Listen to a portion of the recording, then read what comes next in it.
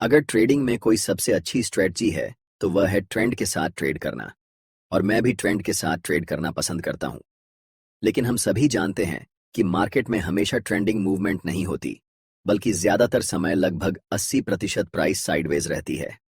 लेकिन जब price sideways हो और हम ट्रेंड के साथ ट्रेडिंग करने वाली स्ट्रेटजी को फॉलो करते हैं तो हमारा बहुत ज्यादा नुकसान हो सकता है, क्योंकि हमें मार्केट की ऑर्डर स्टेट के बारे में जानकारी नहीं होती।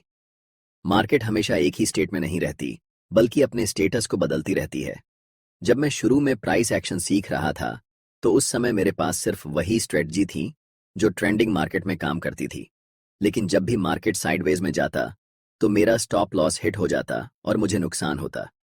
इसीलिए अगर आप डे ट्रेडिंग या स्कैल्पिंग करते हैं या करना चाहते हैं तो मार्केट की ऑर्डर स्टेट को समझना बहुत जरूरी है, क्योंकि जैसा कि मैंने बताया, खासकर इंट्राडे में मार्केट 80% समय साइडवे ही रहता है। मार्केट का सबसे पहला स्टेट होता है ट्रेंडिंग स्टेट। इसे दो प्रकार में बांटा जा सकता है, पहला स्ट्रॉन्ग ट्रेंड और दूसरा चैनल ट्रेंड, जिसे वाइड ट्रेंड भी कहते हैं। अगर आपको चार्ट्स पर इस तरह का ट्रेंड दिख रहा है तो यह एक स्ट्रॉन्ग डाउन ट्रेंड है। यहां आप साफ देख सकते हैं कि प्राइस लगातार नीचे गिर रही है। जब मार्केट में ट्रेंड स्ट्रॉन्ग होता है तो प्राइस छोटे छोटे रिट्रेसमेंट लेकर तेज मूवमेंट करता है, चाहे वह अप ट्रेंड हो या डाउन ट्रेंड। जब प्राइस अप ट्रेंड में होती है तो वह हायर हाई और हायर लो बनाते हुए ऊपर जाती है। जब प्राइस डाउन ट्रेंड में होती है तो वह लोअर हाई और लोअर लो बनाते हुए नीचे गिरती है। लेकिन इस केस में प्राइस डाउन ट्रेंड में है, जहां आपको साफ दिख रहा है कि लोअर हाई और लोअर लो बन रहे हैं, यानी प्राइस लगातार नीचे की तरफ जा रही है। इस सिचुएशन में आपको बहुत स्ट्रांग तरीके से ट्रेंड को फॉलो करना है। इसका मतलब है कि आपको वही स्ट्रेटजी अप्लाई करनी है जो ट्रेंडिंग मार्केट के लिए बनी होती है। क्योंकि प्राइस डाउन ट्रेंड में है, हमें यहां सिर्फ सेलिंग के लिए ही अपॉर्चुनिटी खोजनी है। इस एग्जाम्पल में मैंने 20 मूविंग एवरेज इंडिकेटर को अप्लाई किया है और आप देख सकते हैं कि जब भी प्राइस इस लाइन को टच करती है तो वह रिवर्स होकर वापस डाउन ट्रेंड कंटिन्यू करती है। यह दिखाता है कि प्राइस अभी भी स्ट्रॉन्ग डाउन ट्रेंड में है। अब हम दूसरे टाइप के ट्रेंड को समझते हैं, जिसे वाइड ट्रेंड या चैनल ट्रेंड कहा जाता है। जब डाउन ट्रेंड में प्राइस का रिट्रेसमेंट ज्यादा बड़ा हो जाता है तो हमें चार्ट पर इस तरह के चैनल देखने को मिलते हैं।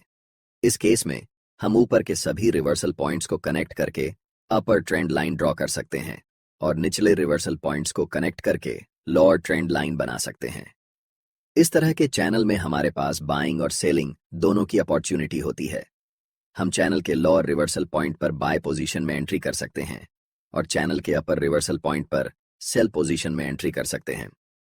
हालांकि हमारे पास बाय और सेल दोनों की अपॉर्चुनिटी होती है, लेकिन अगर ज्यादा कंसिस्टेंटली ट्रेड जीतनी है तो हमें ट्रेंड के साथ ट्रेड करना होगा। जैसे कि इस केस में अगर प्राइस डाउन ट्रेंड चैनल में है तो सेल पोजीशन की ट्रेड्स लेने से ज्यादा प्रॉफिट होने के चांस होंगे। हम यहां पर एक बाय पोजीशन ले सकते थे, फिर जब अपर ट्रेंड लाइन पर प्राइस हिट होती तो हमें एक बेयरिश कैंडल देखने को मिलती। ये इन्वर्टेड हैमर कैंडल थी, जिसे हम पिन बार कैंडल भी कहते हैं। यहां पर हम सेल ट्रेड ले सकते थे। इसके बाद जब प्राइस लोअर ट्रेंड लाइन पर आई तो हमें एक बुलिश इंगुल्फिंग कैंडल देखने को मिली, जहां से हम बाय पोजीशन ले सकते थे। फिर जब प्राइस दोबारा अपर ट्रेंड लाइन पर हिट हुई तो हमें एक बेयर इंगुल्फिंग कैंडल दिखी, जहां से हम सेल पोजीशन ले सकते थे। मार्केट की दूसरी स्टेज होती है रिवर्सल स्टेट। इस स्टेट में ट्रेड करना सबसे ज्यादा मुश्किल होता है, इसलिए इसे समझने के लिए वीडियो को बहुत ध्यान से देखना। अगर आप मार्केट में नॉर्मली रिवर्सल ट्रेड करने जाएंगे तो 80% टाइम आपका स्टॉप लॉस हिट हो जाएगा। लेकिन आज मैं आपको एक ऐसी पॉइंट स्ट्रेटजी बताने वाला हूं जिससे आप कम से कम 50% टाइम सही ट्रेड ले पाएंगे। मार्केट में प्राइस कभी भी रैंडम मूव नहीं करता, उसे चाहिए होता है स्टॉप लॉस।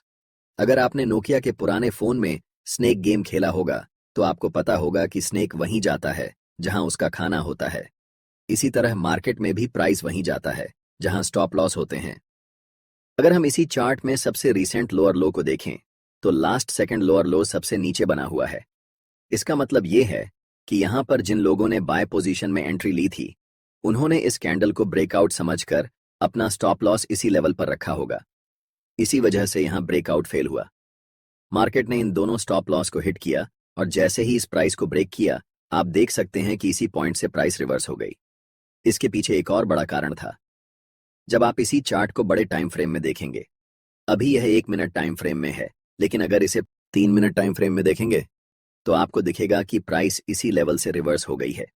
इसका मतलब यह है कि यह लेवल बहुत ज्यादा इंपॉर्टेंट था। जब कोई लेवल बार बार सरवाइव करता है तो वह एक स्ट्रॉन्ग की लेवल बन जाता है। यही वजह थी कि जब अगली बार प्राइस इस लेवल पर आई तो यहीं से रिवर्स कर गई।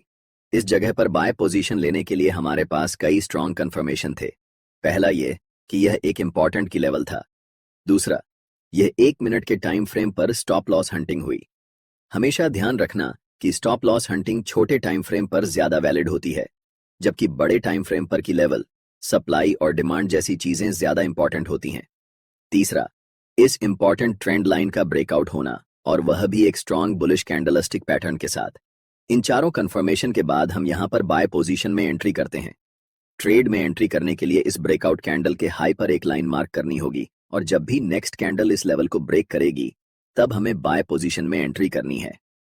स्टॉप लॉस नियरेस्ट लो पर होगा और टारगेट के लिए हम प्रीवियस की लेवल को रख सकते हैं।